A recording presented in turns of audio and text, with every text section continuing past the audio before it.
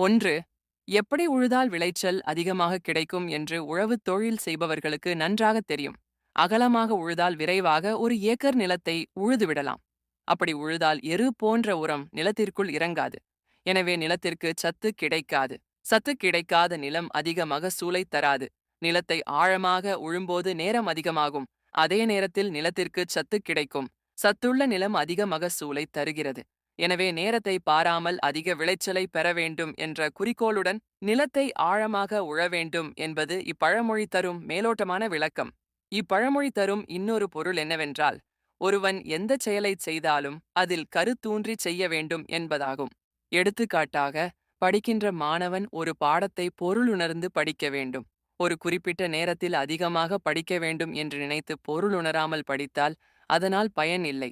ஒரு பாடத்தை படிக்க பல மணி நேரம் செலவு செய்தாலும் அப்பாடத்தை பொருளுணர்ந்து படிக்க வேண்டும். சப்ஸ்கிரைப் பண்ணுங்க, லைக் பண்ணுங்க, சப்போர்ட் பண்ணுங்க. தேங்க் யூ ஃபார் வாட்சிங்.